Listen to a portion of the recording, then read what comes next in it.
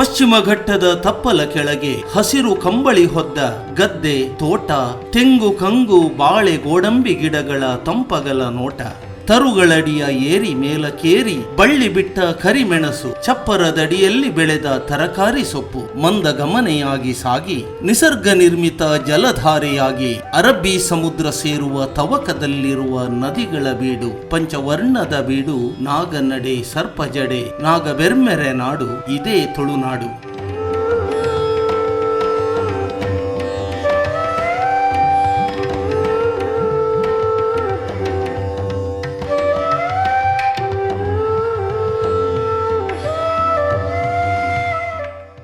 ಅತ್ಯಂತ ಮನಮೋಹಕವಾದ ಸಮುದ್ರ ಕಿನಾರೆ, ಇತಿಹಾಸ ಪ್ರಸಿದ್ಧ ದಿವ್ಯ ಕ್ಷೇತ್ರಗಳು, ಪ್ರಕೃತಿ ಸನ್ನಿಧಾನಗಳು, ನಾಗಾರಾಧನೆ, ದೈವಾರಾಧನೆ, ಶುದ್ಧ ಜನಪದೀಯ ಆಚರಣೆಗಳು, ಕುಳಿಯಂಕ, ಕಂಬಳ, ಯಕ್ಷಗಾನ ಬಯಲಾಟ ಪ್ರವಾಸಿಗರನ್ನ ಕೈಬೀಸಿ ಕರೆಯುತ್ತಿದೆ.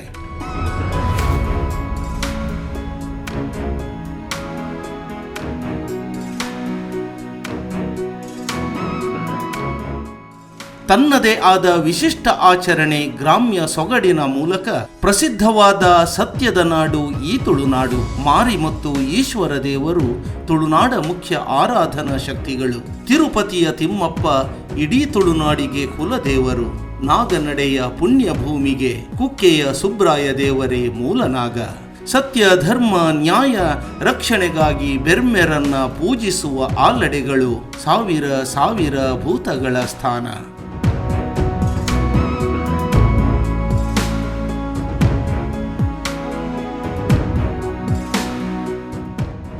ವೀಕ್ಷಕರೇ, ಇಂತಹ ಪುಣ್ಯದ ಬೀಡು ತುಳುನಾಡಿನಲ್ಲಿ ತುಳುನಾಡ ಒಡೆಯನ ದಿವ್ಯ ಸನ್ನಿಧಾನ.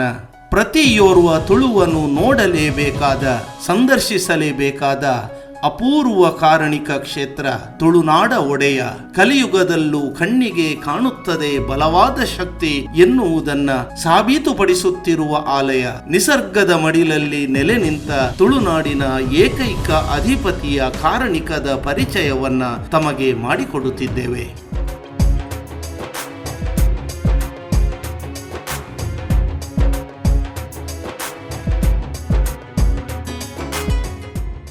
ಆತ್ಮೀಯ ಸ್ನೇಹಿತರೆ, ಅತ್ಯಂತ ವಿಸ್ತಾರವಾಗಿರುವ ತುಳುನಾಡು. ಒಂದು ಮಾತಿದೆ, ತೆನ್ಕಾಯಿ ಚಂದ್ರಗಿರಿ ಹಿಡಿದು ಬಡಕಾಯಿ ಭದ್ರಗಿರಿ ಮುಟ್ಟ ಅಂತ.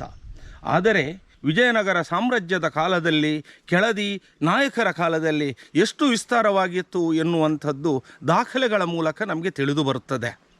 ತುಳುನಾಡು ದೇಗುಲಗಳ ಬೀಡು ಅಂಥೇಳಿ ಕರೀತಾರೆ. ಬೇರೆಲ್ಲೂ ನೋಡಲಿಕ್ಕೆ ಸಿಗದೇ ಇರತಕ್ಕಂತಹ ಒಂದು ತುಳುನಾಡಿನ ಒಡೆಯನ ದೇವಸ್ಥಾನ ಅದು.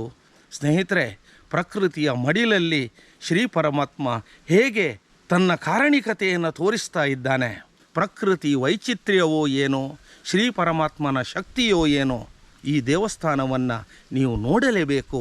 ಯಾಕಂತ ಹೇಳಿದರೆ ಇಡೀ ತುಳುನಾಡಿನಲ್ಲಿ ಬೇರೆಲ್ಲೂ ನೋಡಲಿಕ್ಕೆ ಸಿಗದೇ ಇರತಕ್ಕಂತಹ ದೇವಾಲಯ ಅದು.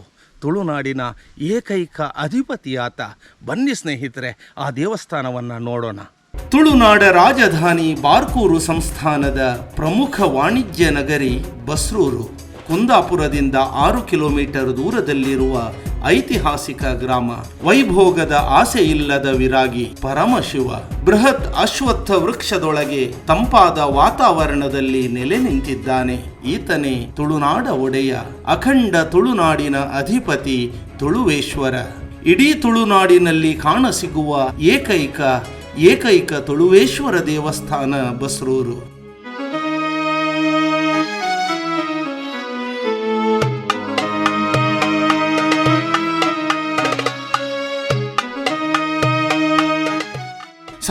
ಸಾವಿರ ಇತಿಹಾಸದ ಈ ತುಳುವೇಶ್ವರ ದೇವಸ್ಥಾನ 200 ವರ್ಷಗಳ ಹಿಂದೆ ಕಾಲದ ಹೊಡೆತಕ್ಕೆ ಸಿಲುಕಿ ನಾಮಾವಶೇಷಗೊಂಡಿದೆ. 2.5 ಅಡಿ ಎತ್ತರದ ನಯವಾದ ಹೊಳಪು ಕಪ್ಪು ಕಲ್ಲಿನ ಪವಿತ್ರ ಶಿವಲಿಂಗ, 250 ವರ್ಷಗಳ ಸುದೀರ್ಘ ಆಯಸ್ಸಿನ ಬೃಹತ್ ಆಲದ ಮರ.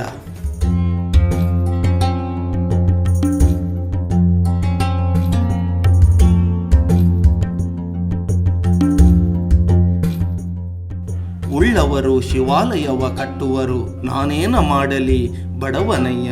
ಇಂದಿನ ವೈಭವೋಪೇತ ಶಿಲಾಮಯ ಗರ್ಭಗುಡಿ, ಸರ್ವಾಲಂಕೃತದಿಂದ ಸುಶೋಭಿತ ಕಾಂಕ್ರೀಟ್ ದೇವಾಲಯಗಳು, ವಾದ್ಯ ಭೇರಿ ನಗಾರಿಗಳ ಬಯಕೆ ಇಲ್ಲದೆ, ಆಡಂಬರಗಳಿಗೆ ಎಡೆ ಕೊಡದೆ ಶಾಂತವಾಗಿ ಪ್ರಕೃತಿಯೊಂದಿಗೆ ನೆಲೆ ನಿಂತಿದ್ದಾನೆ ತುಳುವೇಶ್ವರ.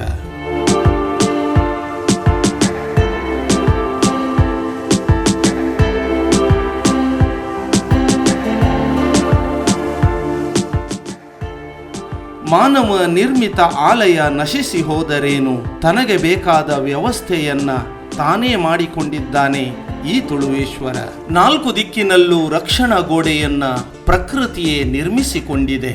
ಬೃಹತ್ ಆಲದ ಮರ 250 ವರ್ಷಗಳಿಂದ ಇಂದಿಗೂ ಬೆಳೆಯುತ್ತಲೇ ಇದೆ. ಬಿಳಲುಗಳು, ಬೇರುಗಳು ಶಿವಲಿಂಗಕ್ಕೆ ಯಾವುದೇ ಅಪಾಯವನ್ನ ತಂದೊಡ್ಡಿಲ್ಲ. ಪೂರ್ವ ದಿಕ್ಕಿನ ಸಣ್ಣ ಕಿಟಕಿಯನ್ನ ಮಾತ್ರ ಇನ್ನೂ ಅದು ಮುಚ್ಚಿಲ್ಲ. ಎಂತಹ ವಿಸ್ಮಯ ನೋಡಿ ಸ್ನೇಹಿತರೆ, ಭಕ್ತರಿಗೆ ಪರಮಾಶ್ಚರ್ಯ, ಪರಶಿವನ ಅನಂತ ಶಕ್ತಿ ಇದು.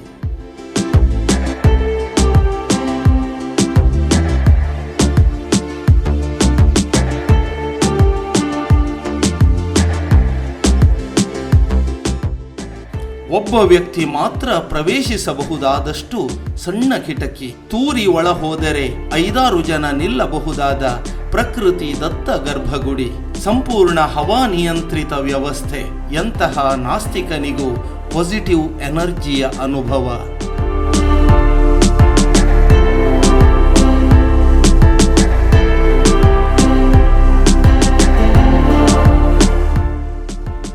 ಕೆಂಪು ಕಲ್ಲಿನ ಗೋಡೆಯ ಅವಶೇಷ, ಸುತ್ತು ಪೌಳಿ, ನಂದಿ ವಿಗ್ರಹ, ನೈವೇದ್ಯ ಶಾಲೆ, ತೀರ್ಥಭಾವಿಯ ಕುರುಹುಗಳು ಕಾಣಸಿಗುತ್ತದೆ.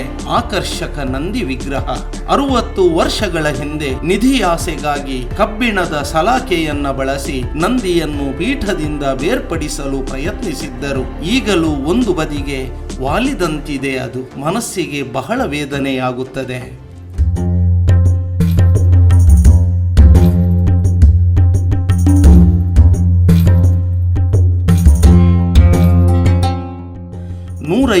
ವರ್ಷಗಳ ಹಿಂದೆ ಈ ಸ್ಥಳವನ್ನ ಖರೀದಿಸಿದ ವಿಠ್ಠಲಕಿಣಿಯವರಿಗೆ ಇಲ್ಲಿ ತುಳುವೇಶ್ವರನ ಸನ್ನಿಧಾನ ಇರುವುದು ತಿಳಿದಿರಲೇ ಇಲ್ಲ. ನಂತರ ಪೂಜೆ ಆರಂಭಿಸಿದರು. ಈಗಲೂ ಅವರ ಮನೆತನದವರು ಕಾಲಕಾಲಕ್ಕೆ ಪೂಜೆ, ಪುನಸ್ಕಾರ, ಉತ್ಸವಗಳನ್ನ ಚಾಚು ತಪ್ಪದೆ ಶ್ರದ್ಧಾಭಕ್ತಿಯಿಂದ ಮಾಡಿಕೊಂಡು ಬರುತ್ತಿದ್ದಾರೆ.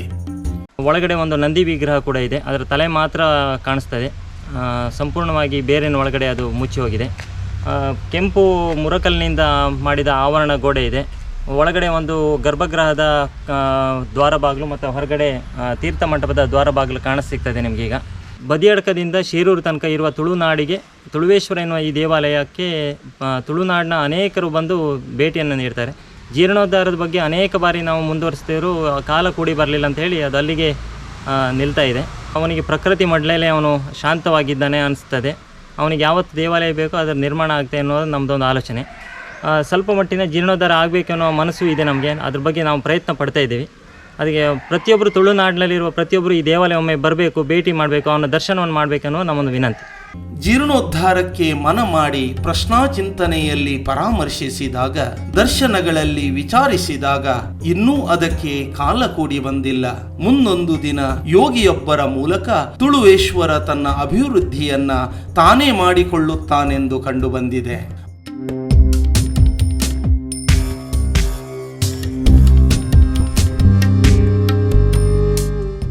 ಆತ್ಮೀಯ ಸ್ನೇಹಿತರೆ, ಭಾಷಾವಾರು ಪ್ರಾಂತ್ಯಗಳ ರಚನೆಯಾದಾಗ ಅತಿ ಹೆಚ್ಚು ಅನ್ಯಾಯವಾದದ್ದು ತುಳುನಾಡಿಗೆ. ಪಂಚದ್ರಾವಿಡ ಭಾಷೆಗಳಲ್ಲಿ ಅತ್ಯಂತ ಶ್ರೀಮಂತವಾದ ತುಳು ಭಾಷೆಗೆ ಸಂವಿಧಾನದಲ್ಲಿ ಇನ್ನೂ ಮಾನ್ಯತೆ ಸಿಗದಿರುವುದು ತುಳುವೇಶ್ವರನಿಗೆ ಬೇಸರವಾಯಿತೆ. ತುಳುವಿಗೆ ಸಕಲ ಸಮ್ಮಾನಗಳು ದೊರೆಯುವವರೆಗೂ ತುಳುವೇಶ್ವರ ಕಾದಿರುವನೆ.